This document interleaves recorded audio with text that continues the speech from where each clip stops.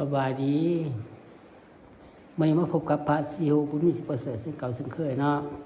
พระสูสิผ้ามาเบิงในห้องกุฏิเนาะผ้ามาเบิงห้องกุฏิบัดบรผ้าบาททั้งเหี้ยเมืองคงสรุปแข็งสารวัตร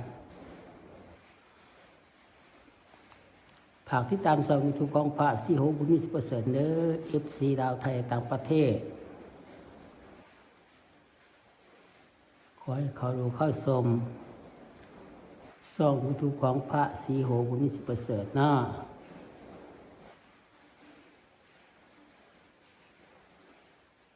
เขาดูเข้าชมส่องยูทูบของพระสีโหบุญมีสิประเสริฐในเรื่องFCลาวไทยและต่างประเทศเขาดูเข้าชมส่องยูทูบของพระสีโหบุญมีสิประเสริฐเนาะฝากติดตามให้เด้อกดไลค์กดแชร์เนาะกดติดตามให้แน่เป็นกำลังใจพระสีโหบุญมีสิประเสริฐให้แน่เด้ออะไรฟาดไว้เนาะอะไรฟาดไว้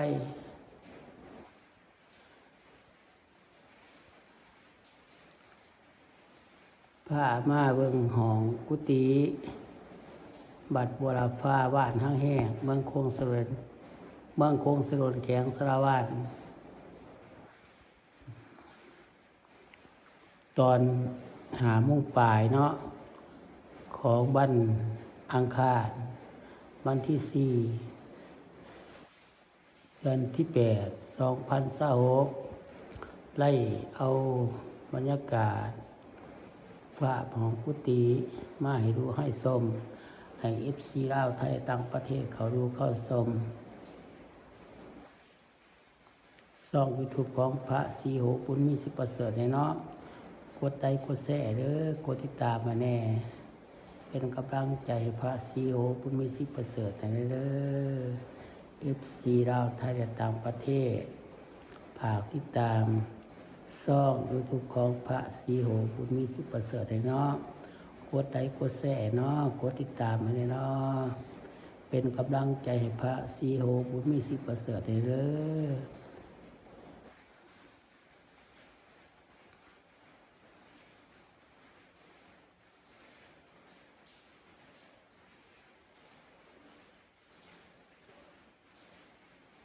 มันยันเข้าพรรษาเนาะออกต้นญาติโยมมาเข็มมาถวาย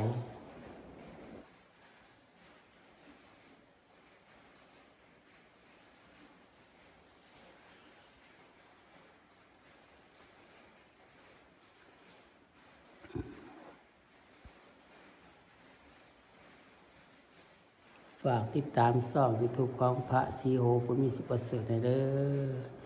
FC ลาวไทยและต่างประเทศขอให้เขาดูเข้าชมช่อง YouTube ของพระสีโหบุญมีสิประเสริฐแน่ฝากติดตามให้เนาะฝากกดไลค์กดแชร์เด้อกดติดตามมาแน่เป็นกำลังใจพระสีโหบุญมีสิประเสริฐให้เด้อ FC ลาวไทยและต่างประเทศขอให้เขาดูเข้าชมช่อง YouTube ของพระสีโหบุญมีสิประเสริฐเนาะให้ได้ผ่านมาไว้เนาะอะไรผ่านมาไว้ให้ได้ผ่านไว้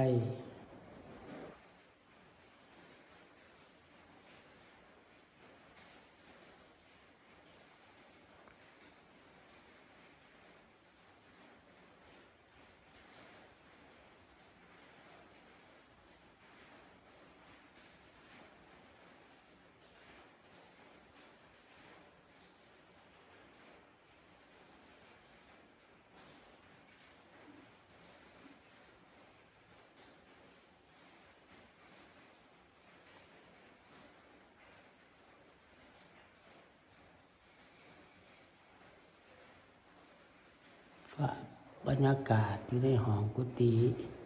บัดบรพาบ้านห้างแห้งเมืองโคงสรุปแข็งสารวัตรได้เอาภาพบรรยากาศห้องกุฏิได้มาให้ดูให้ชมใ ให้เอฟซีลาวไทยและต่างประเทศเขาดูเข้าชมส่องยูทูบของพระศรีโหบุญมีสิประเสริฐให้เด้อกดติดตามให้เด้อกดไลค์กดแชร์เนาะเป็นกำลังใจให้พระศรีโหบุญมีสิประเสริฐให้เด้อเอฟซีลาวไทยและต่างประเทศขอให้เขาดูเข้าชมส่องยูทูบของพระศรีโหบุญมีสิประเสริฐให้เนาะกดไลค์กดแชร์เด้อกดติดตามให้เด้อเป็นกำลังใจให้พระศรีโหบุญมีสิประเสริฐให้เด้ออะไรผ่านมาไหวเนาะอะไรผ่านมาไหวเด้อคลิปนี้กับพาสู้ก็ลาไปก่อนบ๊ายบาย